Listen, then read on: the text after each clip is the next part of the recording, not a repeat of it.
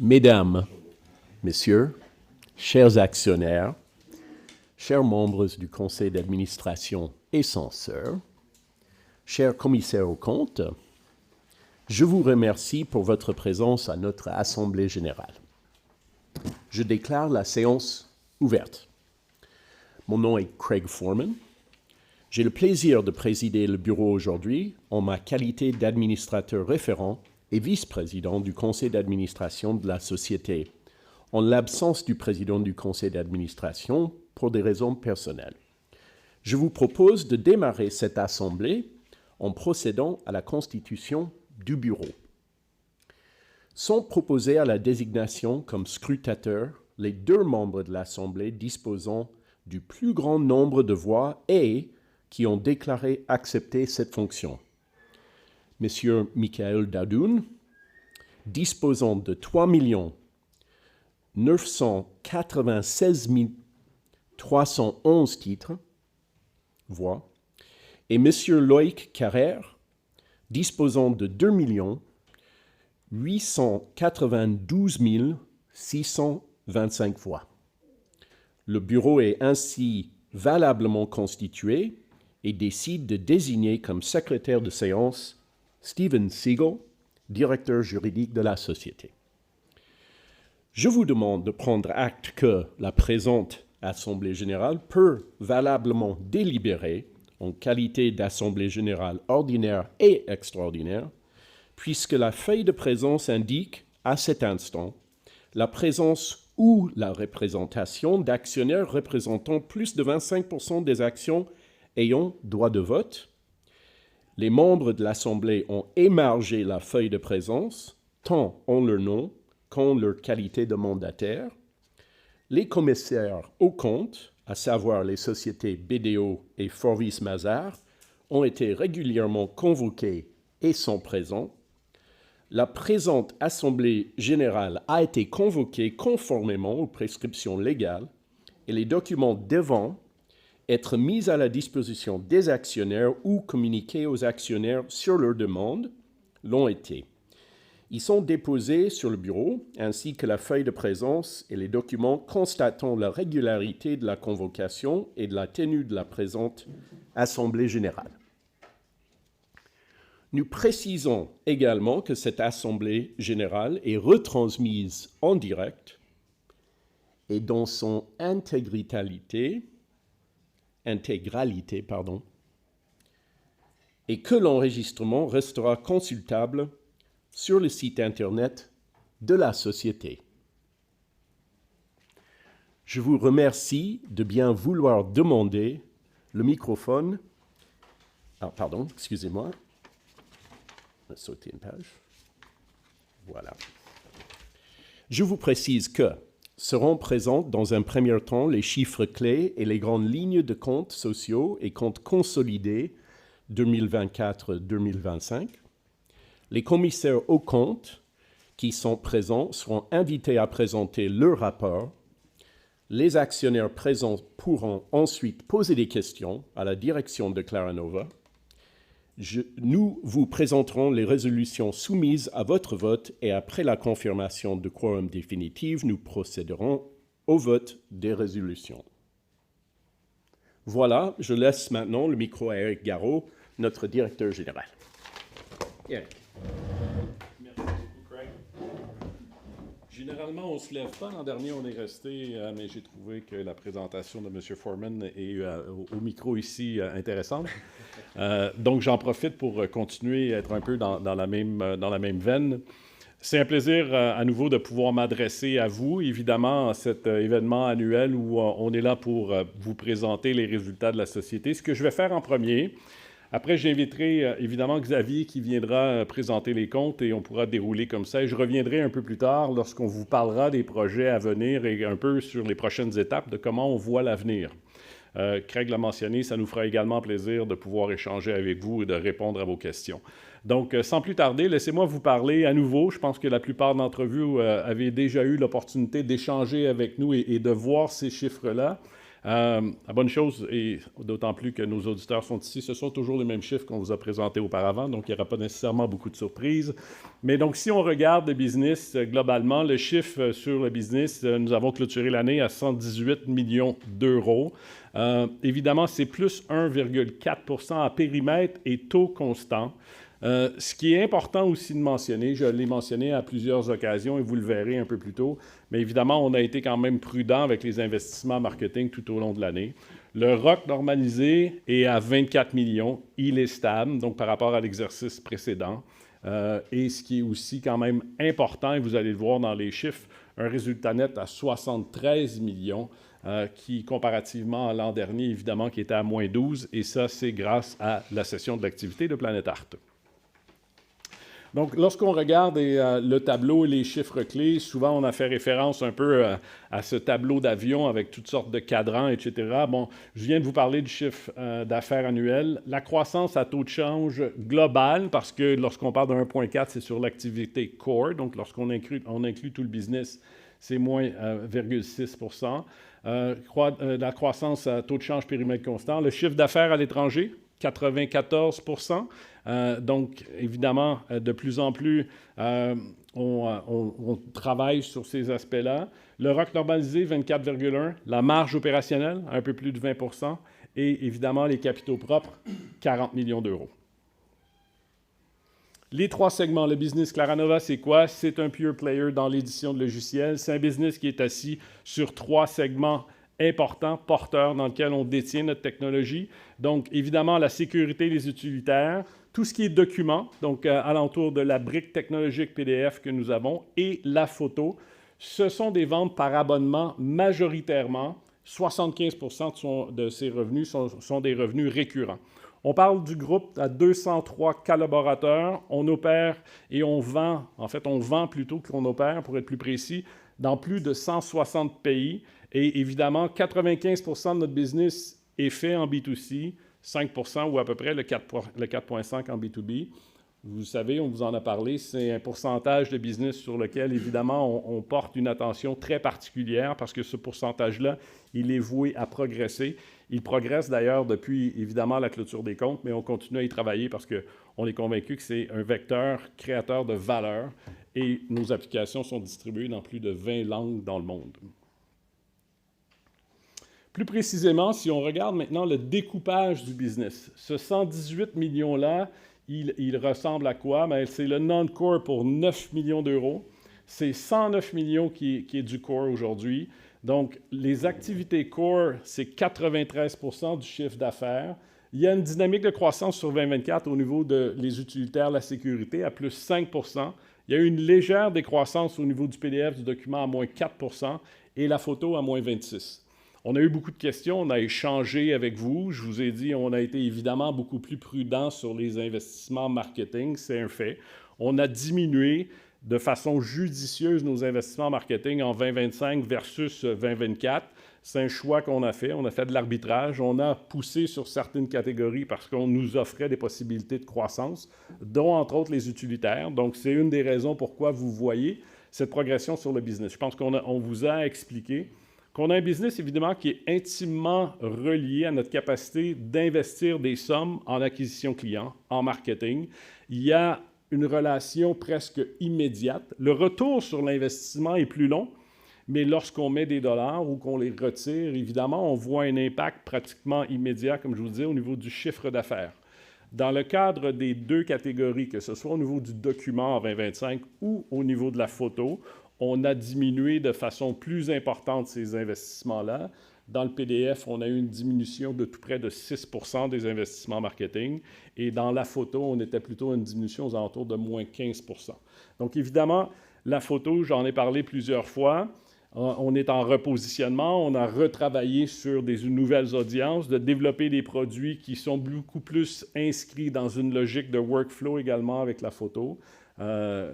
On vous a également expliqué un peu la performance, qu'on a vu qu'effectivement, même au Q1, on est en déclin sur la photo, mais moins qu'on l'était par le passé parce qu'on a commencé à reconstituer notre capacité à faire de l'acquisition client sur la photo. Donc, il y a quand même des tendances qui sont positives définitivement de ce côté-là. Et je tiens à le mentionner également, Cette année, lorsqu'on a redémarré l'année, on a reconstruit les capacités aussi d'investir en acquisition client dans le document, dans le PDF, de façon large. Et évidemment, la performance, elle est tout autre. Aujourd'hui, je vous avais mentionné à la dernière, entre autres, réunion du Club des actionnaires, on était plutôt sur une progression de 7 à 8 depuis le début de l'année versus la même période l'an dernier. Donc, on s'attend à voir effectivement des tendances positives de ce côté-là. Donc, évidemment, après tout ça, ça se décline sur la profitabilité du business. Une croissance du ROC normalisé de 6 des activités core. Et lorsque vous voyez une croissance de 9 de l'EBITDA sur les utilitaires, une augmentation de la profitabilité de 11 sur le PDF. Lorsque je vous mentionnais, on fait cet arbitrage-là lorsqu'on choisit un peu où on met nos dollars et pourquoi. Et lorsqu'on voit la photo, évidemment, petite baisse par rapport à 2024, mais bon, évidemment, lorsqu'on fait moins d'investissement en acquisition client, éventuellement, il y a moins de renouvellements qui arrivent et les renouvellements comptent quand même pour une portion importante de la profitabilité du business parce que les dollars sont investis sur l'acquisition de nouveaux clients. Donc, la diminution des investissements en marketing, c'est une chose réelle. C'est une chose réelle parce que c'est une réalité de la boîte en fonction de la dette dans laquelle on était et on a diminué cette dette-là, évidemment, avec la vente de Planet Art, mais il reste aujourd'hui un bout de cette dette-là. Et au final, il faut faire des choix. Il faut décider comment on gère, comment est-ce qu'on privilégie la trésorerie, comment est-ce qu'on privilégie aussi la profitabilité de la boîte. Et c'est là où on fait ces arbitrages-là et on choisit de réinvestir dans des catégories où on a des retours un peu plus rapides sur l'investissement et ne pas faire $1 aujourd'hui dans un investissement qui reviendra vers nous, disons, dans 12 mois, par exemple. Donc, c'est là où on joue un peu sur ces arbitrages-là. C'est ce qu'on a fait en 2025, c'est ce qu'on a fait aussi également en début de 2026, mais évidemment avec de meilleures perspectives. On vous a parlé de KPI.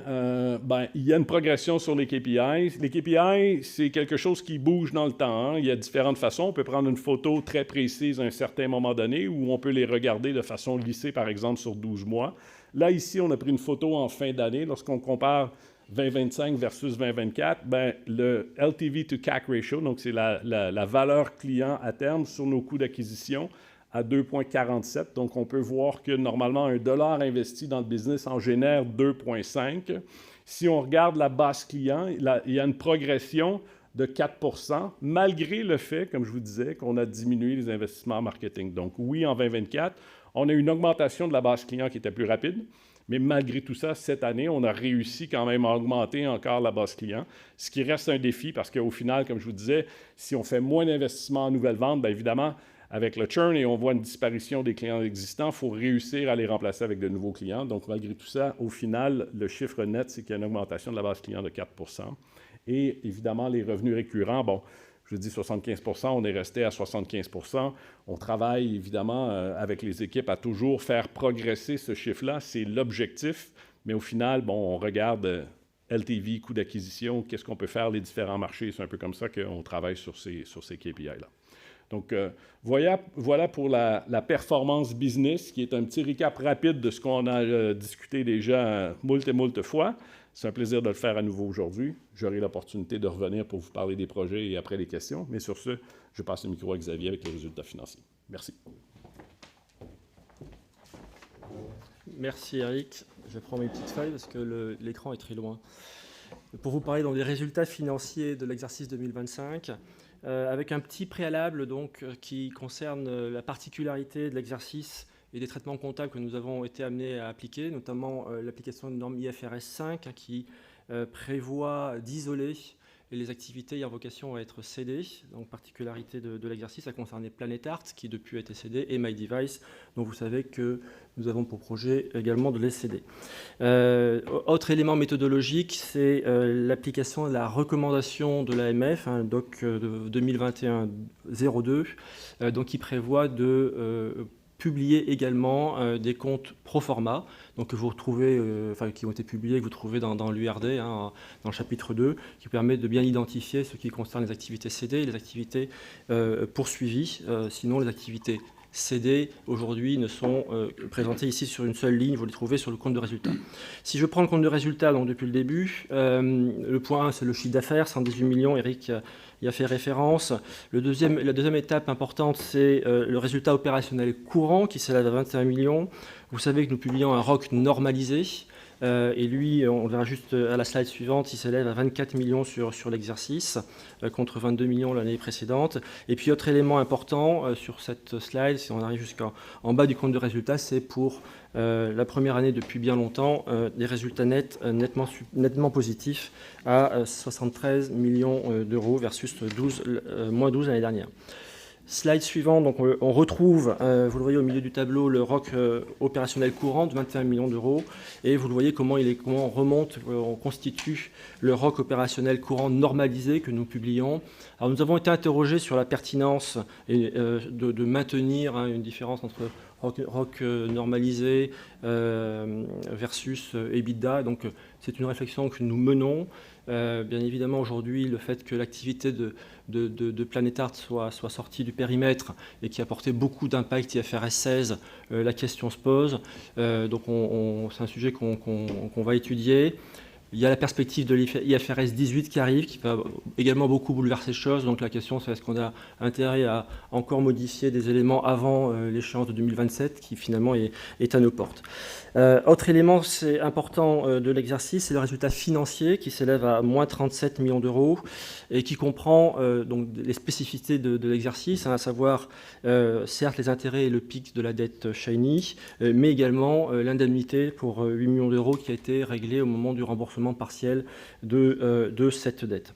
Il y a également un élément que nous mesurons en permanence, c'est la perte de change qui s'élève à moins 3 millions cette année. En réalité, il y en a 2 qui sont à l'attente, donc on a une perte effective de 1 million d'euros. C'est un sujet, vous le savez, sur lequel nous avons à cœur de travailler et continuer à réduire ces impacts-là, compte tenu de la dimension très internationale du groupe. Et puis un amortissement de frais d'emprunt de moins 8 millions d'euros. Autre élément ici présenté, c'est le résultat des activités poursuivies, qui s'élève à moins 28 millions d'euros. Alors ça peut être un peu surprenant, puisque vous voyez que la partie qui reste dans le groupe a le résultat net le plus bas. Et en réalité, compte tenu du traitement, cette année, l'activité qui perdure porte l'ensemble des frais financiers, d'où le principe de faire un proforma que vous verrez plus tard. Et les activités, donc les résultats nets des activités poursuivies, qui comprend la plus-value, bien évidemment, de cession de Planétart pour 102 millions d'euros. La slide sur la dette, donc en fait l'exercice et la cession de Planétart nous a conduit à une très nette réduction de l'endettement du groupe sur la période. Donc vous l'avez ici, elle passe de 134 millions d'euros à 47,4 millions d'euros. Donc c'est le remboursement partiel pour 87,5 millions d'euros de la dette de Shiny, donc partiel, mais également au moment de l'opération au remboursement des dettes de la SARLB, le pool SARLB et Caisse d'épargne, et puis l'amortissement naturel des autres dettes, notamment à la BPI. Donc cette baisse s'élève à 66%, pardon. L'endettement de dette, quant à lui, donc le point 3, qui intègre donc la trésorerie qui s'élève à 5,6 millions, j'y reviens juste après. Donc un endettement de dette qui baisse de 102 millions d'euros à 42,2 millions d'euros. Il y a une petite spécificité dans l'opération de l'année, de cession de Planétart, c'est qu'en fait, compte tenu des opérations de traitement, enfin de change, de traitement de change et de conversion, une partie du prix de la cession de cash est arrivée 2 jours après. Donc voilà, on le corrige ici. En réalité, ces 4,6 millions, nous ne les avions pas dans les comptes au 30 juin, mais ils portent bien sur cet exercice-là. Et donc la trésorerie, l'endettement net, tenant compte de ces 4,6 millions d'euros, s'élèverait théoriquement à 37,6 millions d'euros. Le bilan, enfin, donc là, les éléments importants à mettre en avant, il y a également, et là, vous l'avez là, c'est le point 1, c'est l'actif courant qui s'élève à 30 millions d'euros. Le souligner cette année, c'est de par des spécificités, notamment le fait qu'il intègre les fameux 4,6 millions de cash qui sont arrivés 2 jours plus tard, et donc qui auraient pu être dans la ligne d'en dessous en trésorerie, mais également le fait que dans l'opération de cession de Planétart, nous vous l'avons indiqué, il y avait un séquestre qui était mis en place, qui pendant un an, qui s'élève à 10 millions de dollars versus ici 8,5 millions d'euros, et qui a vocation à revenir dans le groupe au terme de l'année qui vient de s'écouler, donc potentiellement le 30 juin 2026, donc qui figure dans cette position-là. La trésorerie, j'ai fait référence tout à l'heure, donc en fait, elle s'élève à 6 millions d'euros et potentiellement 10 millions d'euros si on fait un traitement un peu théorique des 4,6 millions arrivés quelques jours plus tard. Élément important également lié à l'opération de l'exercice, la cession de Planétart, des capitaux propres qui, vous le savez, étaient depuis plusieurs années maintenant très nettement négatifs. Aujourd'hui, ils se trouvent très positifs à 40 millions d'euros. Voilà, donc ce sont les capitaux propres, je le répète chaque année, un capitaux propre consolidé. Donc les capitaux propres sociaux ont toujours été positifs, ce qui n'a pas justifié d'action spécifique, mais c'est quand même préférable d'avoir des capitaux propres, y compris en consolidé, positifs. La dette financière, je l'ai évoqué tout à l'heure, et donc un total de passifs, bien évidemment, qui diminue, qui passe de 228 à 136 millions d'euros de par la cession de l'activité de Planétart. Le cockpit d'avion, Eric, en effet, donc voilà, ce qui est important de souligner, c'est une vision très globale du groupe aujourd'hui et surtout bien prendre en compte que le profil de risque a totalement évolué. Aujourd'hui, on a une situation financière extrêmement saine. Ce n'était pas le cas dans les années précédentes. Donc c'est important de le souligner. Vous le voyez ici, tous nos KPI aujourd'hui sont au vert. Alors, on s'est un petit peu amusé à mettre un orange sur la partie de la dette. La dette Shiny s'élève encore, pour 45 millions d'euros à des taux très élevés. Et donc, nous l'avions évoqué, donc là c'est clairement écrit, nous travaillons activement au refinancement de cette dette. La particularité de ce petit cockpit qui passe plutôt au vert, c'est bien évidemment qu'aujourd'hui nous discutons avec les banques. Dans de bonnes conditions, ce qui n'était pas le cas précédemment. On n'avait pas, notre profil de risque ne justifiait pas que des banquiers puissent travailler avec nous.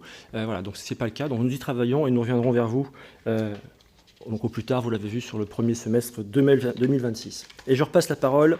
Et non, je fais d'abord la partie ESG, pardon.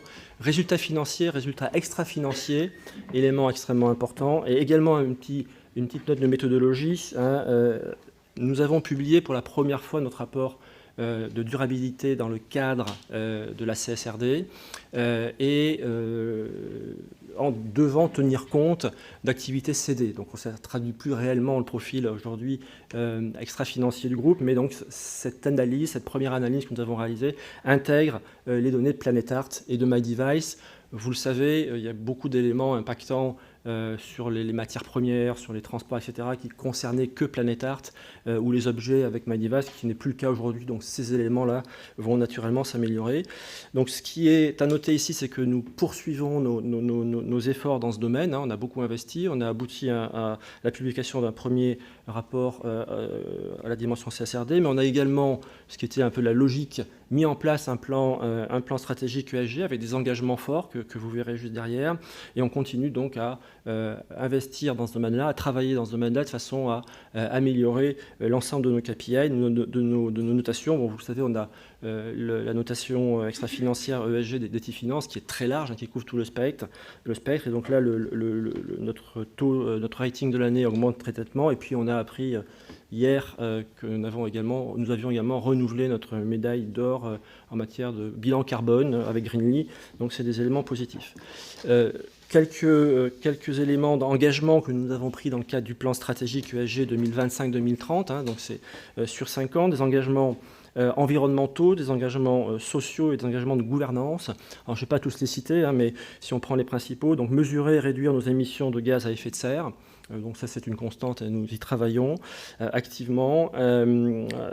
Accompagner le développement de nos compétences. C'est important que l'ensemble des collaborateurs progressent et soient accompagnés sur ce plan-là. Et puis, au niveau de la gouvernance, vous le savez, là je vais en prendre 2 parce que c'est quand même lié très nettement à notre activité. Se former, traiter et se former et investir énormément dans la cybersécurité. Ça fait partie de nos risques principaux. C'est notre premier risque, vous l'avez vu dans notre cartographie des risques. Mais également, par exemple, si j'en cite un deuxième, assurer un marketing transparent et responsable. Nous faisons beaucoup de campagnes marketing et donc l'engagement du groupe, c'est que ces campagnes soient responsables et transparentes. Voilà, j'en ai fini cette partie-là. Je repasse pour les projets de l'année. La parole à Eric. Merci Xavier. Écoutez, lorsqu'on prend la photo de l'organisation au 30 juin 2025 et on la compare à celle qu'on avait au 30 juin 2024, on peut dire qu'on a fait quand même un grand bout de chemin. On n'a plus du tout la même organisation. Je ne referai pas toute l'histoire, mais évidemment, lorsqu'on parle d'un désendettement de plus de 100 millions, un recentrage de nos activités sur ce que l'on considère étant vraiment la valeur des actifs importants de la société, voués à une meilleure valorisation sur des segments qui sont porteurs dans de la technologie propriétaire. C'est comme ça qu'on voit l'avenir. Évidemment, je vous ai dit à travers cette année qu'on a continué à épurer les activités. Bon, la vente de Planète Art au 30 juin en est un. Si on regarde également, au 31 octobre, on a procédé à la vente des activités américaines non stratégiques du côté d'AvantQuest. Donc, on avance dans cette nouvelle forme organisationnelle qu'on veut mettre de l'avant pour justement améliorer la valorisation et la performance de la société. Il vient avec ça des projets qui sont hyper importants. Xavier l'a mentionné, oui, on a diminué notre taux de dette de façon importante, 66% moins de dette, moins de 100 millions. Il reste qu'aujourd'hui, on n'est pas satisfait avec ça, on va être honnête, il reste quand même 45 millions avec Cheney, à un taux, disons, plutôt très cher. Je l'ai mentionné également plusieurs fois, on y travaille. Le profil ACNI du groupe en termes de risque nous offre des possibilités qui sont excitantes. Donc, l'objectif, c'est évidemment le refinancement de cette dette-là avant de l'année, à des taux concurrentiels, des taux bancaires. Donc, ça sera important en termes d'impact sur le PNL de la société. On vous a également proposé, vous serez appelé aujourd'hui à vous prononcer sur le transfert vers Euronext Growth. C'est la 12e résolution. Il y avait plusieurs questions, d'ailleurs, on a échangé pendant un club des actionnaires, on a échangé également à d'autres moments.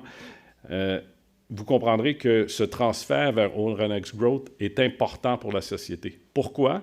Parce qu'on aura l'opportunité de se retrouver parmi des joueurs de taille similaire. On sera beaucoup plus visible. L'objectif d'un transfert vers Growth, pour nous, c'est effectivement d'être plus visible au niveau des fonds. Il y a de l'activité.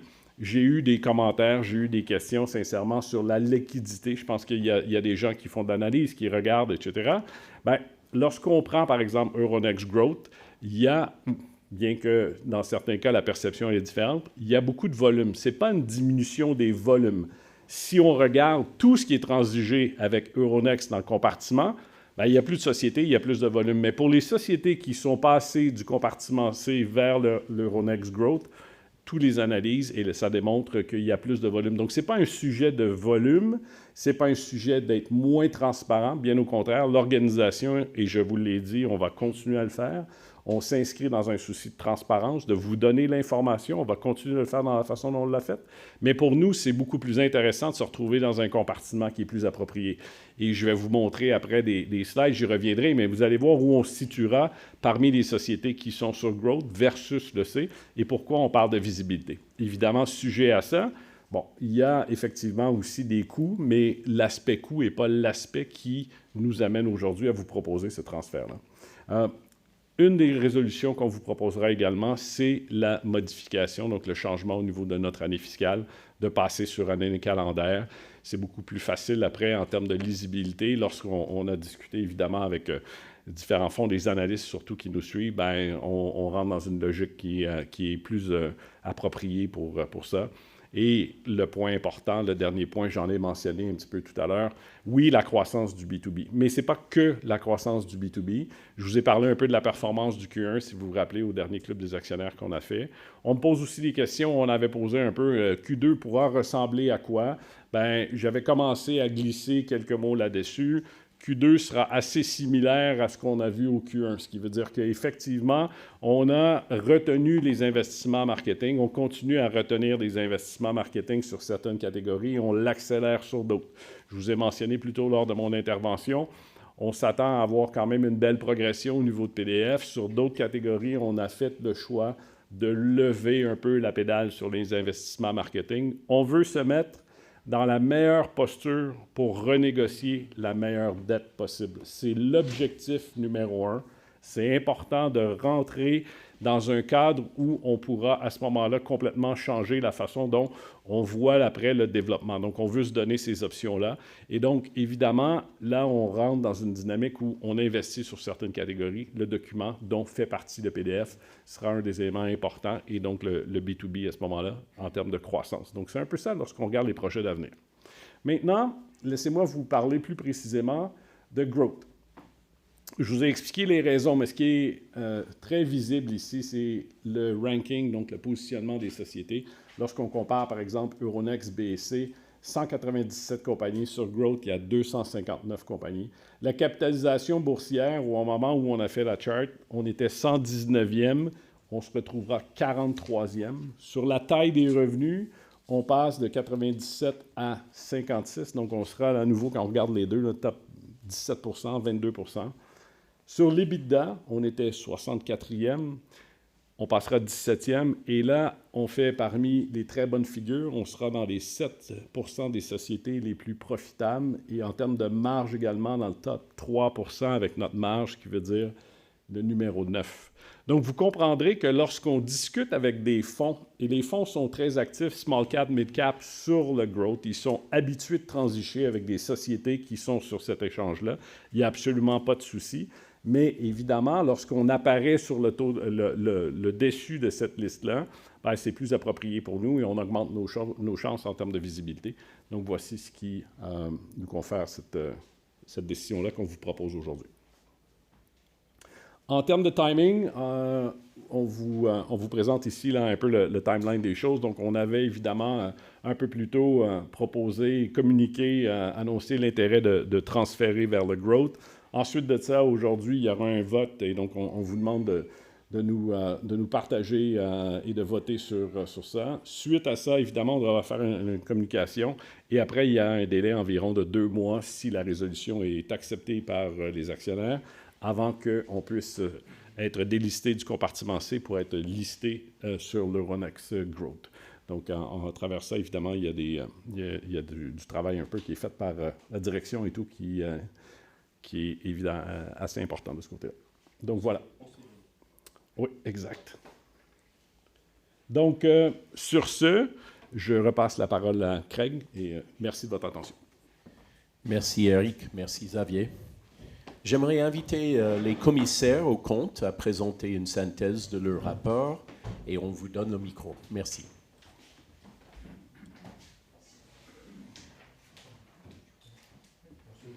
Bien sûr. Je vous en prie. Merci beaucoup, merci. Merci beaucoup, merci à tous. Avec mon collègue, mon confrère Bruno Plouget, nous représentons les cabinets Forvis Mazars et BDO et on a le plaisir de vous rendre compte donc, de l'exécution de notre mission pour les comptes clos le 30 juin 2025. Alors, nous avons émis, comme vous le savez, différents rapports afin de vous permettre d'exercer votre jugement au cours des votes des résolutions. Dans un premier temps, des rapports au titre de l'Assemblée générale ordinaire qui concernent les comptes et les conventions réglementées, ainsi qu'un rapport, Bruno, sur des comptes pro forma, puis au titre de l'Assemblée générale extraordinaire, des rapports requis par la loi dans le cadre des propositions en particulier de délégation de compétences à votre conseil d'administration, ainsi que la réalisation d'opérations sur le capital de votre société. Enfin, un rapport sur la certification des informations, Xavier, vous en parliez, en matière de durabilité, non soumis à l'approbation de l'Assemblée générale. Alors, on va prendre quelques minutes de votre temps, mais je vous propose de ne pas lire et de manière exhaustive l'ensemble de ces rapports auxquels vous avez eu accès, mais de vous présenter donc les points essentiels ainsi que les conclusions. Donc, dans la partie ordinaire de votre Assemblée générale, les comptes ont donc été arrêtés par votre conseil d'administration le 28 octobre 2025. Au titre de l'Assemblée générale ordinaire, donc, nous avons émis les rapports portant sur la vérification des comptes annuels de la société mère, ainsi que sur les comptes consolidés du groupe qui vous ont été présentés il y a quelques minutes. Et ils sont respectivement, vous les trouverez donc page 67 et 221 du document d'enregistrement qui a été mis à votre disposition. Vous le savez, nos travaux visent à vous apporter l'assurance raisonnable que les comptes qui vous sont présentés ne comportent pas d'anomalies significatives, que les méthodes comptables employées sont appropriées, ainsi que les risques sont couverts de façon adéquate ou encore que les textes en vigueur ont bien été respectés. Nos rapports sur les comptes consolidés annuels rappellent notamment les points clés de l'audit, c'est-à-dire les points que nous avons jugés importants dans le cadre de l'audit des comptes de Clara Nova. Pour les comptes consolidés, dans un premier temps, les points clés de l'audit que nous mentionnons concernent l'évaluation des écarts d'acquisition, le caractère recouvrable de l'impôt différé et les traitements comptables de la cession de Planète Art. Nous expliquons dans notre rapport notre vision des risques attachés à ces points, ainsi que la façon dont nous les avons appréhendés dans le cadre de l'audit. S'agissant des comptes sociaux, le point clé de l'audit que nous mentionnons concerne l'évaluation des titres de participation qui figurent à l'actif de votre bilan pour une valeur supérieure à 220 millions d'euros. L'ensemble de nos travaux et de nos conclusions ont fait l'objet d'un partage régulier avec votre comité d'audit et votre conseil d'administration. Nous avons disposé des moyens nécessaires pour remplir notre engagement de commissaire aux comptes à votre égard. Nous avons émis donc une certification sans réserve ni observation, tant sur les comptes annuels que sur les comptes consolidés du groupe. Alors, je ne sais pas si vous m'entendez bien, peut-être, oui. Je vais plutôt parler, voilà, ce sera mieux. Un mot également sur une particularité de l'année, donc, qui est le rapport que nous avons émis sur l'information financière pro forma, puisque l'URD comportait, ça a été rappelé tout à l'heure, une section dédiée à cette information. Donc c'est une information qui vise à illustrer l'effet qu'aurait eu la cession de l'activité Planète Art si cette dernière était intervenue, non pas à sa date de réalisation, mais à l'ouverture de l'exercice, c'est-à-dire le 1er juillet 2024.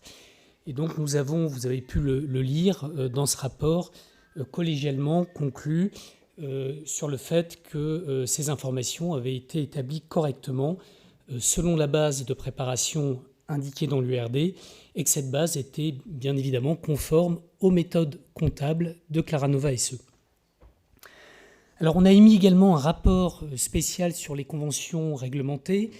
Dans ce rapport, on rend compte des conventions qui ont été portées à notre connaissance ou que nous aurions découvert dans le cadre de notre mission.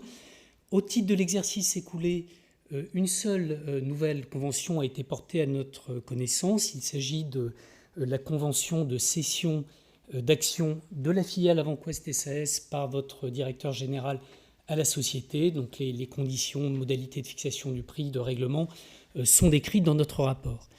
Et dans ce rapport, conformément à la loi, on rappelle également, on liste également les différentes conventions qui ont été approuvées au cours d'exercices antérieurs par l'Assemblée générale et dont l'exécution s'est poursuivie au cours de l'exercice écoulé. Donc il s'agit d'une part du contrat de mandat de votre directeur général et d'autre part d'un avenant à une convention qui avait été conclue avec M. Pierre Cesarini en sa qualité de PDG de la société jusqu'au 15 avril 2024. Alors je vais ensuite procéder à une lecture résumée des différents rapports que nous avons émis qui sont effectivement assez détaillés sur les résolutions qui vous sont soumises à titre extraordinaire. Alors ils sont au nombre de 5. Je vais cette fois m'aider de quelques notes parce qu'ils sont quand même assez complets, assez nombreux. Alors il y a d'abord un rapport qui vise les résolutions 16, 17, 18, 20, 21 et 24. C'est un rapport qui concerne des opérations d'émission d'actions et de diverses valeurs mobilières avec maintien et ou suppression du droit préférentiel de souscription. Excusez-moi. Donc les durées des délégations, les plafonds globaux, les éventuels plafonds individuels qui sont présentés dans la résolution sont rappelés dans notre rapport. Nous avons également émis un rapport au titre de la 19e résolution qui porte sur un projet d'émission de valeurs mobilières avec suppression du droit préférentiel de souscription au profit de certaines catégories de bénéficiaires. Au titre de la résolution 23, nous avons émis un rapport, c'est requis par la loi, sur une résolution tendant à autoriser l'attribution d'actions gratuites à émettre. Donc là encore, les différentes conditions sont rappelées. Résolution 14, donc elle porte cette fois sur la réduction du capital, donc une délégation de pouvoir qui serait donnée au conseil d'administration pour annuler des actions achetées et donc des acquisitions qui sont effectuées au titre d'autorisation d'achat par la société de ses propres actions. Et enfin, je vous rassure, résolution 22, rapport sur des opérations d'émission d'actions ordinaires ou de valeurs mobilières qui seraient réservées aux adhérents d'un plan d'épargne d'entreprise. Voilà, donc les modalités de ces opérations sont décrites effectivement dans le rapport du Conseil et sont reprises dans nos rapports, ainsi que les observations techniques d'usage qui nous ont semblé nécessaires. Voilà. Eh bien, merci beaucoup. Alors Greg, si vous permettez encore un dernier mot, puisque bien sûr. c'était une nouveauté de l'année, vous le savez, sur le rapport de certification des informations en matière de durabilité. Vous nous en avez fait un exposé résumé, on vous en remercie. Donc vous le savez, Claranova était tenue d'inclure donc, des informations sur la durabilité au sein d'une section particulière de son rapport de gestion. Ces informations donc, ont été établies dans un contexte de première application, j'insiste là-dessus, puisque c'est un contexte quand même assez particulier pour l'ensemble des sociétés, caractérisé également par des incertitudes sur l'interprétation des textes ou des recommandations ou des estimations. Ces informations permettent de comprendre l'activité de Claranova sur les enjeux de durabilité, ainsi que la façon dont ils influencent son évolution, l'évolution des affaires du groupe. Donc les enjeux de durabilité comprennent les enjeux environnementaux, sociaux et de gouvernance de votre entreprise. Notre mission a essentiellement consisté à mettre en œuvre des travaux qui nous permettent d'émettre l'émission d'un avis exprimant une assurance limitée portant premièrement sur la conformité du processus mis en œuvre pour déterminer les informations en matière de durabilité. Je suis désolé un peu de ce jargon technique. C'est ce qu'on appelle les ESRS. Le deuxième point, c'est la conformité aux ESRS de la publication de ces informations dans le rapport de gestion. Et le troisième point, sur le respect des exigences de publication. Sur le second axe, notre rapport fait l'état d'une réserve qui est en lien avec le processus de collecte de traitement des données sous-jacentes au bilan carbone, incluant naturellement la particularité de la session de Planet Art. Xavier, vous en avez parlé. Notre rapport fait également l'objet d'observations pour attirer l'attention des lecteurs sur les notes méthodologiques et les hypothèses qui ont été retenues et qui ont fait l'objet d'une attention particulière de notre part. Enfin, sur les axes 1 et 2, nous n'avons relevé aucune erreur, omission ou incohérence dans les informations qui ont été publiées. Je vous remercie pour votre attention. Eh bien, merci. Et je tiens aussi également à remercier tout le monde, les actionnaires et tout le monde ici présent, parce que nous trouvons qu'il fait un peu chaud ici dans l'auditorium. On a bien essayé de baisser la température et ça prend un peu de temps. On est plutôt chauffé pour une journée qui a un temps un peu différent de celle d'aujourd'hui. Une journée canadienne. Oui, voilà. Bon, nous allons maintenant répondre aux questions des actionnaires présents. Prenons le temps suffisant pour échanger, si vous voulez bien. Je vous invite, dans un souci de clarté et d'efficacité, à formuler une question concise, avec un point d'interrogation à la fin, en lien direct avec des résolutions qui vous ont été présentées. Le cas échéant, vous pourriez poser, bien sûr, une brève question complémentaire immédiatement après. Je vous remercie de bien vouloir demander le micro, qui est ici, et je vous présenter, de vous présenter avant de poser votre question. Voilà, la séance est ouverte.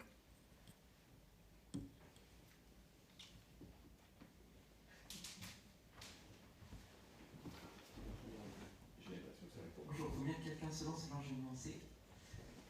Donc je suis actionnaire individuel et j'ai essayé de faire une question avec sujet de complément. Moi je vais vous demander, je suis en état de réflexion sur la typologie des versements de dividendes sur le moyen terme. Donc la question ne se pose pas pour cette année, mais pour les années prochaines, ça s'anticipe. Et je me disais que peut-être que le groupe a des envies d'acquisition. Et pour réussir les acquisitions, il faut peut-être entretenir l'envie d'investir dans la boîte des actionnaires. Et donc, c'est une question que je vous pose. Est-ce que vous envisagez, à l'avenir, une fois que la dette chaîne sera remplacée soit par des emprunts bancaires, soit par une autre source de financement moins coûteuse, de verser des dividendes, et de les verser sous forme d'actions? Merci. Merci pour la question. C'est très intéressant comme question. Aujourd'hui, comme vous le mentionnez, vous le savez, on a eu plusieurs échanges sur le sujet des dividendes. Donc, il n'est pas d'actualité de se poser la question. Donc, pour nous, aujourd'hui, c'est clair, on ne versera pas de dividendes. Après, pour ce qui est de présumer un peu dans quelle direction et quelles seront nos prochaines phases de croissance, c'est plus difficile d'y répondre. Je vais me garder une petite gêne également parce que le devoir de réserve m'oblige de le faire. Donc, je ne pourrai répondre directement à votre question. Au moment où et si jamais se présentaient des opportunités de croissance, et soyez certains qu'on, un, les étudiera, et deux, si jamais on avait l'intention d'aller dans cette direction-là, on évaluera toutes les possibilités pour réaliser une opération de croissance. Mais aujourd'hui, je vais m'en tenir à ça parce que je ne vais pas répondre directement sur le futur. Quelles seront nos intentions à ce moment-là? On y verra au moment où on y arrivera. Merci. Merci beaucoup.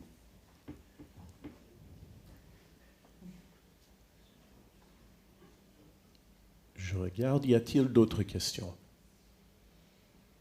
D'accord. Allez-y, je vous en prie. Je vais reprendre le micro. Je vais poser une question. Je trouve que ce genre de question est intéressant. S'il y a 3 choses que nous devrions retenir de l'exercice qui vient de s'écouler, qu'est-ce que ce serait?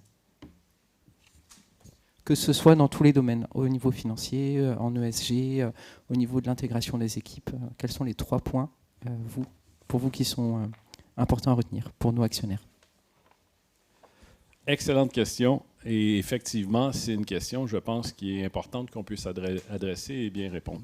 La première étape, ça a été lorsque je suis arrivé en poste, lorsqu'on regarde, on a publié cette nouvelle feuille de route, ce recentrage de l'activité, donc de modifier la façon dont Claranova était perçue et ma vision sur qu'est-ce qu'on doit faire de la société. Donc, l'arrivée de la stratégie One Claranova qui clairement changeait la perspective sur l'organisation, de passer d'une société plutôt de holding, de participation, vers une société opérante, en visant l'excellence, en visant des synergies et en visant, au final, une meilleure valorisation. À travers tout ça, on a fait quoi? On a travaillé aussi, on s'est engagé sur un désendettement de la boîte. Donc, la vente de Planet Art a été un événement important qui combine, en fait, les deux. C'est un recentrage des activités, mais le troisième point, c'est le désendettement. Vous avez mentionné très souvent, et pas que vous, actionnaires, mais évidemment des fonds, des analystes qui nous suivent, être embêtés, avec le montant de dette que le groupe avait, et ce qu'on pouvait très bien entendre, relié avec ça, évidemment, le coût à cette dette-là. Le coût de la dette était important. Il reste un morceau, mais on a affecté tout le produit de la vente de Planet Art. Donc ça, pour moi, c'est un point hyper important. Et lorsqu'on regarde après aujourd'hui, le troisième point pour moi, la profitabilité, le profil de risque de la boîte n'est plus du tout la même chose. On est passé d'une boîte qui était un peu sous les 10 % de profitabilité. On a doublé notre profitabilité. Donc, recentrage des activités, diminution de la dette de plus de 66 % ou 100 millions et doubler nos marges de profit où on est passé de 9 à plus de 20 %. Pour moi, c'est ce que je retiens de l'année 2025 comme étant des points de marque et le succès de notre année. Merci beaucoup pour cet échange. Ça a touché à pas mal des sujets très importants. Je regarde dans la salle ces questions. Oui. Bonjour, Monsieur Vinarnik, je suis actionnaire indépendant. Est-il possible d'envisager d'avoir plus de communication financière avec des chiffres précis et de manière plus régulière, de manière à faire augmenter le cours par cette communication financière, sachant que ni vous ni nous ne sommes contents du cours, je pense, à la date d'aujourd'hui, qui, je crois, ne reflète pas réellement la valeur future, voire actuelle, de la société. Or, si l'on veut donner confiance aux actionnaires existants et surtout aux nouveaux actionnaires, il faut leur donner de l'espoir et il faut leur donner des chiffres fiables. Donc la dette est un point majeur, on est tous d'accord. C'est important, me semble-t-il, de communiquer sur son évolution prévisible ou prévue et le moment venu sur son évolution réelle. Et en dehors de la dette, je pense qu'il est important de pouvoir communiquer de manière beaucoup plus régulière sur tout ce qui peut permettre à l'actionnariat existant ou à venir de bien évaluer la valeur de la société. Et je trouve qu'aujourd'hui, la communication financière est insuffisante. Monsieur Vivernick, merci pour votre question. Je vais probablement la partager un peu avec Xavier. Je vais vous répondre sur quelques éléments et après, je laisserai peut-être Xavier compléter. J'insiste sur un point. Vous dites c'est important de communiquer des chiffres qui sont justes.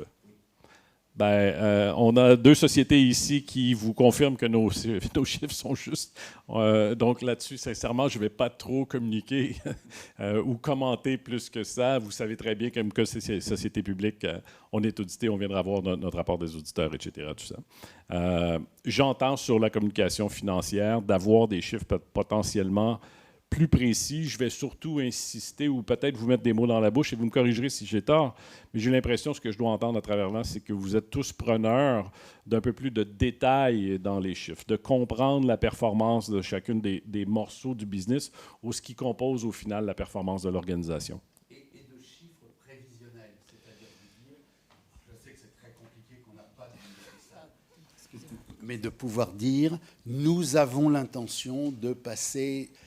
Je dis n'importe quoi, d'une dette qui représente 50 millions à une dette qui représente 30 ou qui représente 10 ou qui représente 0, sous tel type de délai. Vous comprendrez que dans le cadre d'une société publique, nous ne pouvons pas partager des informations au marché sans qu'elles soient confirmées parce qu'à ce moment-là, on nous taxera potentiellement de vouloir influencer le cours d'une manière ou d'une autre. Donc, on vous partage des informations au fur et à mesure que la réglementation nous demande de le faire ou nous impose de le faire. L'engagement qu'on a pris cette année, c'est de vous donner de l'information de plus en plus précise sur les différents morceaux du business pour pouvoir apprécier et vous donner de la couleur aussi dans nos échanges sur comment on voit l'avenir. Donc, on ne peut pas être beaucoup plus précis que ça, mais on vous donne un peu cette saveur sur où on voit la croissance, où on voit potentiellement, dans certains cas, je vous parlais des investissements marketing, où on accélère, où on retient un peu et tout. Donc, on partage beaucoup plus d'informations qu'on ne l'a jamais fait. J'entends, vous me direz, on ne partage jamais suffisamment d'informations. On opère dans un cadre législatif qui nous demande de le faire comme ça, donc on va rester comme ça. Lorsqu'on parle de la dette, par exemple, évidemment, c'était et sinon le premier point sur les projets d'avenir de l'organisation. C'est un engagement moi-même que j'ai pris et j'ai donné à peu près un horizon de temps sur à quel moment on se voit refinancer cette dette-là. On a même également quantifié, dans une fourchette quand même, ce qu'on prévoyait être les économies reliées au refinancement de la dette. On s'est engagé, on a publié les chiffres, à minima entre 2 et 3 millions d'euros d'économies sur le service de la dette. C'est pour nous la note de passage. On vise évidemment à faire mieux. Mais aujourd'hui, dans le cadre actuel, c'est l'information qu'on peut vous partager. Donc, on vous donne un peu de couleur sans ouvrir complètement le kimono. C'est notre réalité. Je ne sais pas, Xavier, si tu veux ajouter autre chose. Non, il faut juste bien évidemment que je confirme que les chiffres publiés le sont en totale transparence, sont fiables, audités et que nous satisfaisons ces obligations, vous le savez, réglementaires. L'URD, qui fait près de 250 pages, vous détaille de façon très détaillée l'ensemble des postes. Et bien évidemment, on répond à toutes vos questions. La question portait indirectement sur les sujets de perspective et sur les sujets qu'on a qualifiés. Maintenant, on a enrichi notre communication de documents dits de management report, qui sont des données plus business, qui ne sont pas des données qui sont pas des données auditées du tout. Hein. Et donc, on a pris cet engagement-là. On vous donne des KPI qui sont des KPI business qu'on utilise pour le pilotage de la société. Et on s'est engagé à le faire. On continue à le faire. On les enrichit. Ça nécessite aussi d'avoir beaucoup plus de précision. Et donc, on continuera à enrichir et à vous communiquer des données plus proche du business, il y a communiqué, il y a beaucoup de demandes également au-delà de la partie chiffrée, vous évoquez ça, mais des demandes sur les produits, l'offre, les perspectives que nous avons. Donc c'est aussi dans notre perspective de ce que nous souhaitons faire et que nous avons commencé à faire. Si je peux, je vais juste ajouter 2 points. Il n'y a pas le temps aujourd'hui que Steven nous fasse tous une éducation sur des sociétés publiques et notre devoir vis-à-vis de vous tous ou des marchés de garder de l'information d'une manière que ça soit correct, vérifié par nos commissaires aux comptes et que ça soit, une fois publié, vraiment tout à fait correct. Mais dans mon expérience, ce qu'on a fait depuis, je dirais depuis que le board, j'y participe, que ça soit le club des actionnaires ou même nos responsables et nos mandataires sociaux, c'est une ouverture d'échange que je trouve, point de vue de la conseil d'administration, est très bienvenue et peut-être, je peux dire, un peu différent de ce qu'il y avait avant. Et donc, je vais juste le laisser comme ça pour dire qu'on vous invite d'avoir ces échanges. Et donc, j'espère que dans la mesure du temps, ça va aider à ce sentiment tout à fait justifié. Voilà. Bon, est-ce que vous avez une newsletter pour les actionnaires où on pourrait s'inscrire pour... Oui, donc on donne beaucoup d'informations dans le club des actionnaires et c'est plutôt là, je vous dirais, ma suggestion, c'est-à-dire qu'on fait des rencontres régulières avec nos actionnaires. Vous pouvez vous inscrire au club des actionnaires. Je n'ai pas l'adresse peut-être. Directement sur le site Internet. Donc voilà, merci. Sur le site Internet, et pour la plupart d'entre vous, des visages que je vois ou que nous voyons régulièrement. Et donc, c'est un plaisir que ce soit. Et par exemple, juste pour vous dire, un des derniers, on l'a fait en live, donc en physique. Ça a été quelque chose qu'on veut mettre dans nos pratiques, de le faire à l'occasion, d'avoir l'opportunité d'échanger avec vous. On le fait également dans un cadre où on vous partage de l'information qu'on peut vous partager. Donc, évidemment, il n'y a pas d'information privilégiée, mais ça permet d'avoir un échange, de répondre et de partager des fois un peu plus de couleurs. Et donc, je trouve que ce sont des échanges très constructifs, très agréables, des fois un peu plus sportifs, mais toujours très agréables au final. Donc, je vous invite à vous joindre si vous voulez bien. Voilà. Oui, allez-y. Et j'invite tout le monde de se présenter aussi lors des questions. Voilà, donc toujours, je reste actionnaire individuel, mon statut n'a pas changé. Petite suggestion sur ce que disait monsieur tout à l'heure, du coup sur la communication financière, une idée. C'est tout à l'heure vous avez montré des indicateurs avec des graphiques qui sont simples de lecture. C'est de faire des choses un petit peu pareilles dans vos communications financières. Parce que lire un long communiqué, pas grand monde le fait, sauf peut-être l'intelligence artificielle. Mais du coup, on a besoin de quelques infos essentielles pour savoir où on en est. Et voilà, c'est un excellent point. Et je le compléterai oui. en disant simplement, si vous êtes donné des objectifs aussi, mettre un curseur sur où vous en êtes par rapport aux objectifs.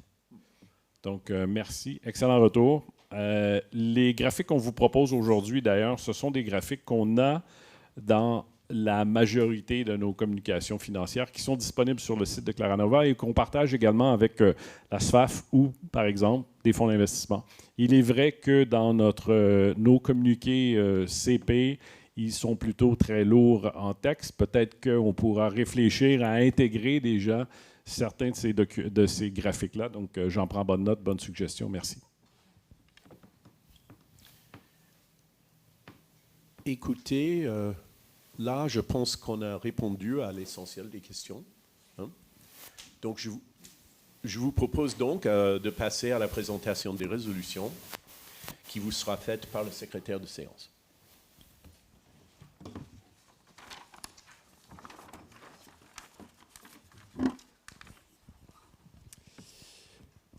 Alors, compte tenu des présentations qui ont été faites, je vous demande de bien vouloir nous dispenser de la lecture du texte des résolutions et des rapports qui sont tenus à votre disposition. Résolutions 1, 2 et 3. Ces trois premières résolutions traitent de l'approbation des comptes annuels sociaux consolidés de l'exercice clos le 30 juin 2025 de la société, ainsi que de l'affectation du résultat. Pour les comptes sociaux, il dégage un bénéfice net comptable de 1 533 104,57 €. Les comptes consolidés, un bénéfice net comptable de 73 333 261,72 €. Et enfin, l'affectation du résultat de l'exercice social en totalité au poste report à nouveau, qui sera ainsi porté à un solde négatif de 2 043 296,83 €. Je vois quelques visages anxieux. On ne vote pas encore, hein. On va juste les présenter et après on va faire le test. Donc vous inquiétez pas, hein, ça arrive. Merci Craig. La 4e résolution, il vous est proposé d'approuver les conventions et engagements dits réglementés visés aux articles L225-38 et suivants du Code de commerce qui ont été examinés par le Conseil d'administration et sont visés dans le rapport spécial des commissaires aux comptes qui est reproduit à la fin du chapitre 3 de l'URD 2024-2025 et dont les commissaires aux comptes vous ont fait une brève explication.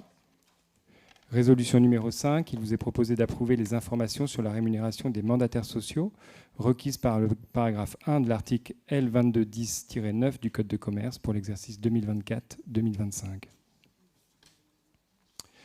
Résolution 6 et 7, il vous est proposé d'approuver les éléments fixes et variables composant la rémunération totale et les avantages de toute nature versés au cours de l'exercice clos le 30 juin 2025 ou attribués au titre du dit exercice au président du conseil d'administration, Marc Goldberg, et au directeur général, Éric Garot. Ces éléments sont présentés dans le rapport sur le gouvernement d'entreprise de la société, inclus dans le chapitre 3 de l'URD.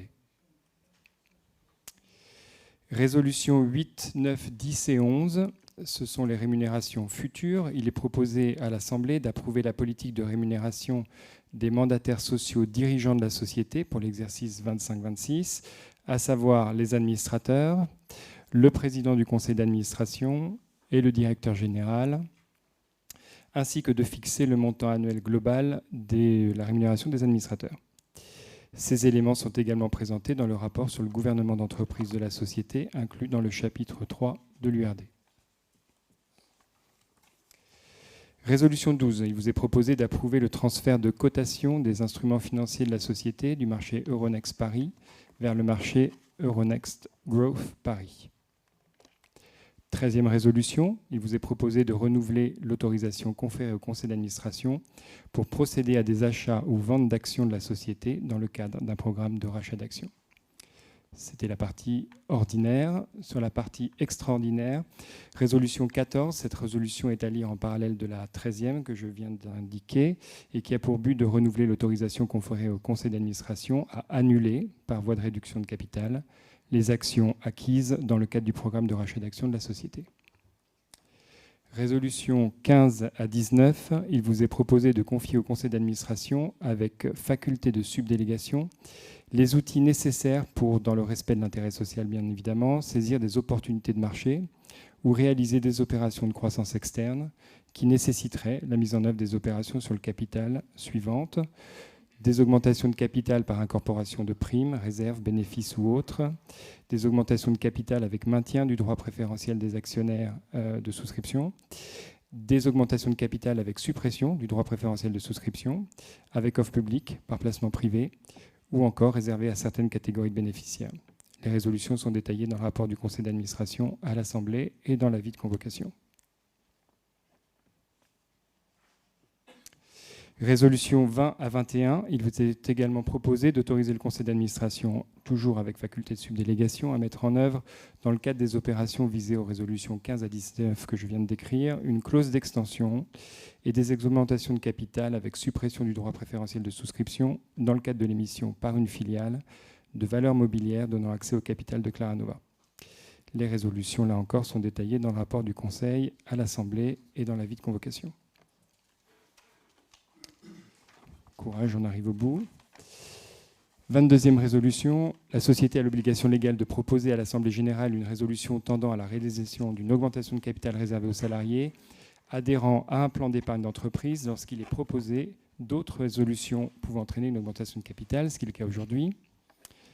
23e résolution, il vous est proposé de renouveler l'autorisation accordée au conseil d'administration à l'effet de procéder à des attributions gratuites d'actions de performance au bénéfice des mandataires sociaux et de l'ensemble des salariés de la société et d'au moins 90% de l'ensemble des salariés de ses filiales françaises.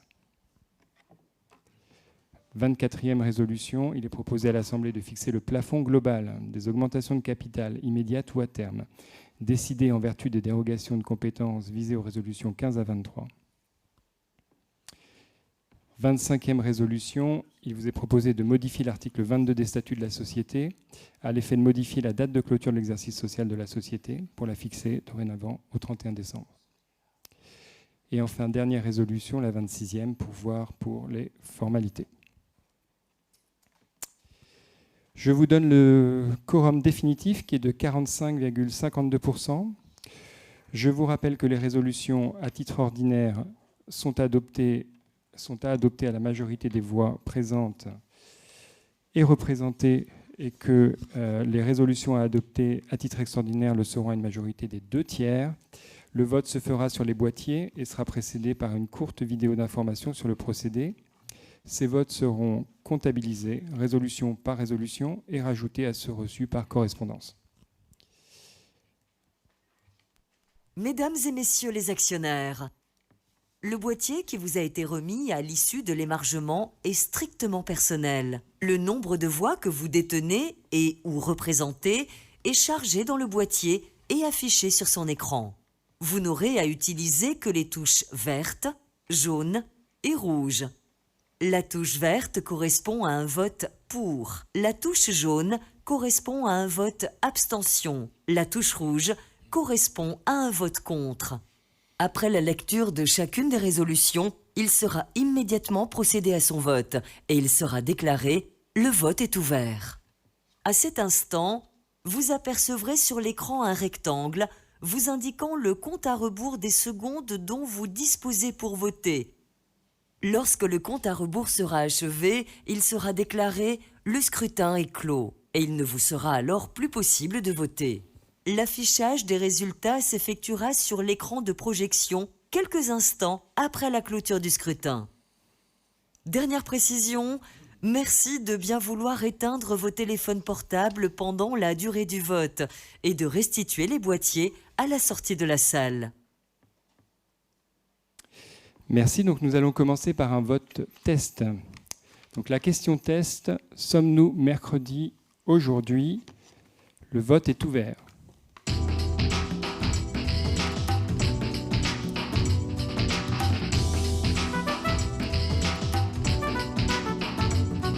Le vote est clos et la résolution est approuvée. Merci. Nous passons maintenant aux résolutions. Première résolution. Approbation des comptes sociaux de l'exercice clos le 30 juin 2025. Le vote est ouvert.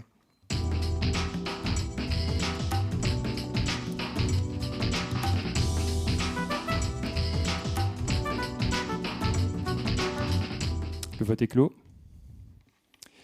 La résolution est approuvée. Deuxième résolution, approbation des comptes consolidés de l'exercice clos le 30 juin 2025. Le vote est ouvert.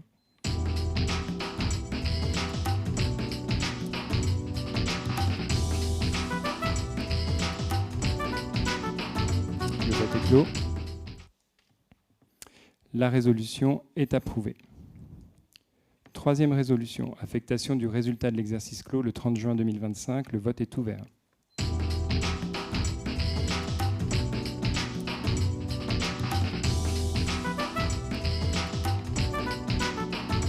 Le vote est clos. La résolution est approuvée. Quatrième résolution, approbation des conventions visées aux articles L225-38 et suivants du Code de commerce. Le vote est ouvert.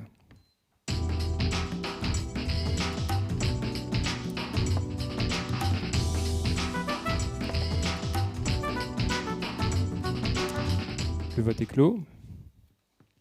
La résolution est approuvée. Cinquième résolution, approbation des informations relatives à la rémunération des mandataires sociaux requises par le paragraphe 1 de l'article L2210-9 du Code de commerce pour l'exercice 2024-2025. Le vote est ouvert.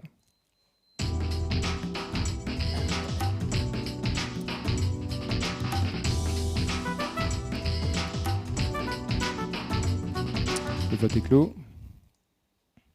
La résolution est approuvée.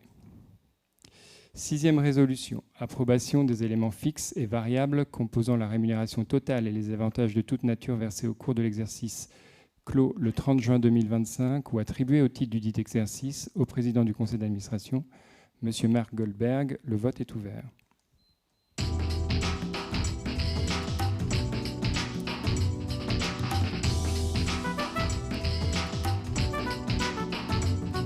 vote est clos. La résolution est approuvée. 7e résolution, approbation des éléments fixes et variables composant la rémunération totale et les avantages de toute nature versés au cours de l'exercice clos le 30 juin 2025 ou attribués au titre du dit exercice au directeur général, M. Éric Garot. Le vote est ouvert.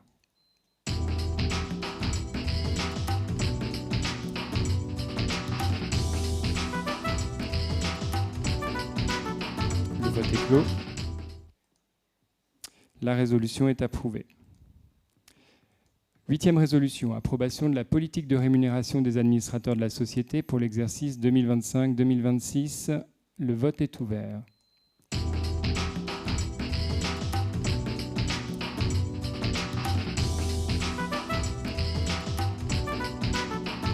Le vote est clos. La résolution est approuvée.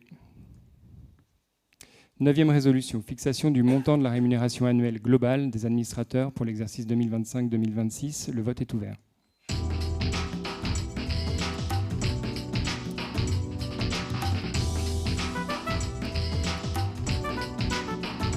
Le vote est clos.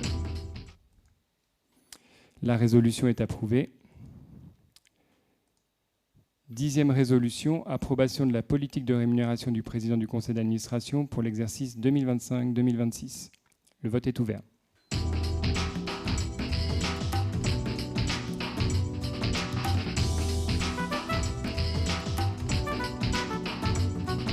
Le vote est clos.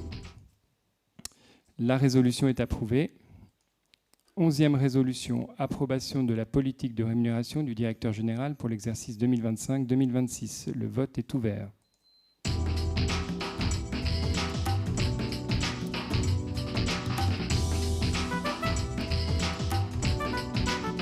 Le vote est clos.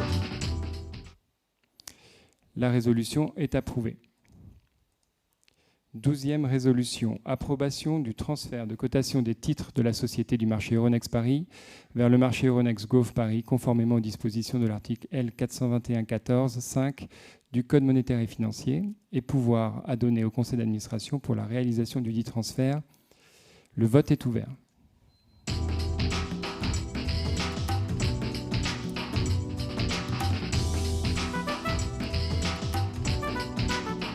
Le vote est clos. La résolution est approuvée. 13e résolution et dernière résolution ordinaire. Autorisation et pouvoir à donner au conseil d'administration en vue de l'achat par la société de ses propres actions. Le vote est ouvert.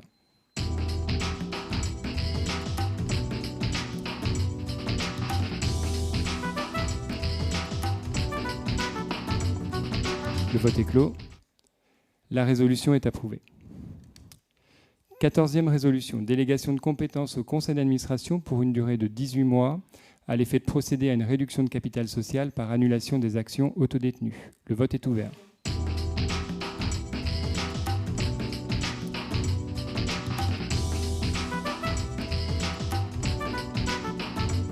Le vote est clos.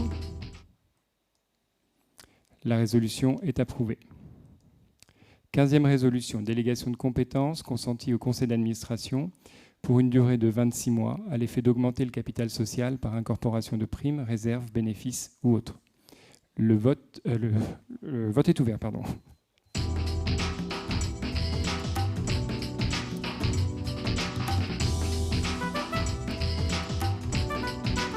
Le vote est clos. La résolution est approuvée. 16e résolution, délégation de compétences consentie au conseil d'administration pour une durée de 26 mois à l'effet d'augmenter le capital social avec maintien du droit préférentiel de souscription des actionnaires par émission d'actions ordinaires ou de toute valeur mobilière qui sont des titres de capital donnant accès à d'autres titres de capital de la société ou de l'une de ses filiales ou donnant droit à l'attribution de titres de créance ou de valeur mobilière donnant accès à des titres de capital à émettre. Le vote est ouvert.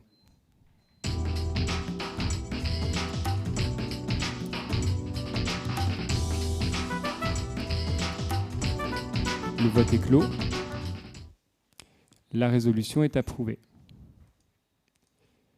17e résolution, délégation de compétences au conseil d'administration pour une durée de 26 mois à l'effet d'augmenter le capital social par offre au public, autre que celle visée à l'article L411-2, premièrement, du Code monétaire et financier, avec suppression du droit préférentiel de souscription des actionnaires par émission d'actions ordinaires ou de toute valeur mobilière qui sont des titres de capital donnant accès à d'autres titres de capital de la société ou de l'une de ses filiales, ou donnant droit à l'attribution de titres de créance ou de valeur mobilière donnant accès à des titres de capital à émettre.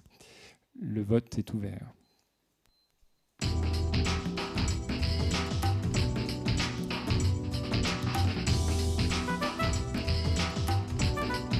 Le vote est clos. La résolution est approuvée. 18e résolution, délégation de compétences au conseil d'administration pour une durée de 26 mois, à l'effet d'augmenter le capital social par offre publique, visé à l'article L411-2, premièrement, du Code monétaire et financier, avec suppression du droit préférentiel de souscription des actionnaires, par émission d'actions ordinaires de toute valeur mobilière qui sont des titres de capital donnant accès à d'autres titres de capital de la société ou de l'une de ses filiales, ou donnant droit à l'attribution de titres de créance ou de valeur mobilière donnant accès à des titres de capital à émettre. Le vote est ouvert.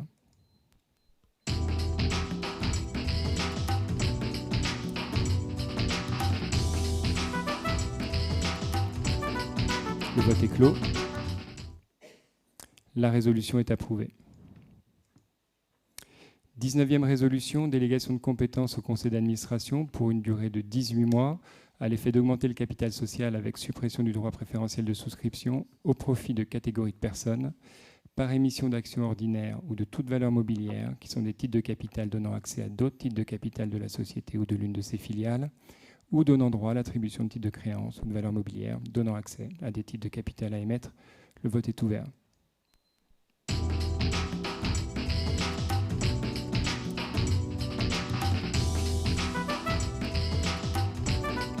Le vote est clos. La résolution est approuvée.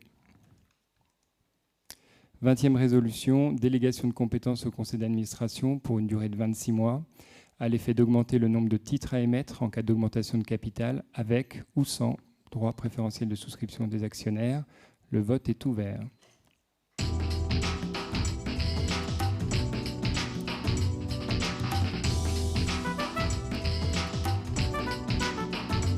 Le vote est clos. La résolution est approuvée.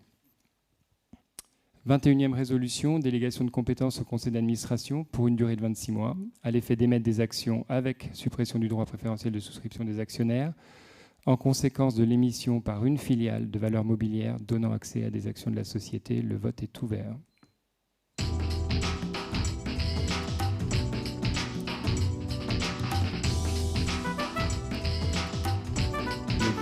Le vote est clos.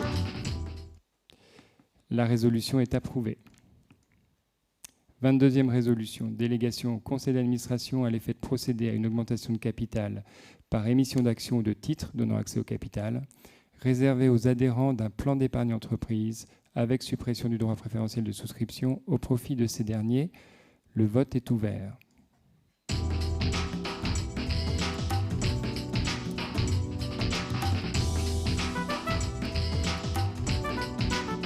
Le vote est clos. La résolution est rejetée.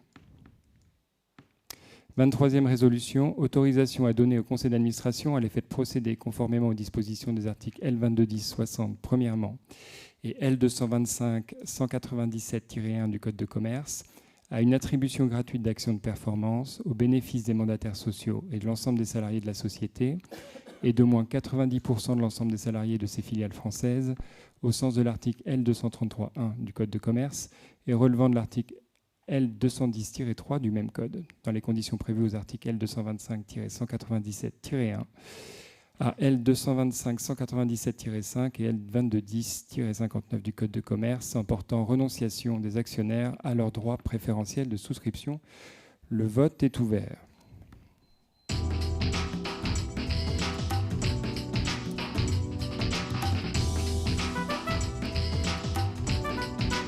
Le vote est clos. La résolution est approuvée. 24e résolution, fixation du plafond global des augmentations de capital, immédiates ou à terme, décidée en vertu de délégation de compétences. Le vote est ouvert.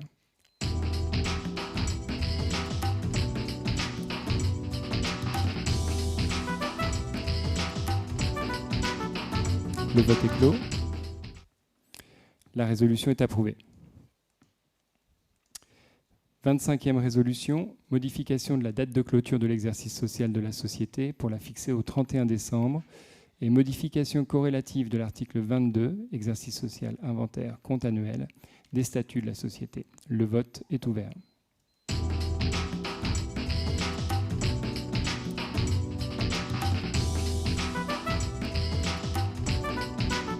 Le vote est clos. La résolution est approuvée. 26e et dernière résolution, pouvoir pour les formalités. Le vote est ouvert.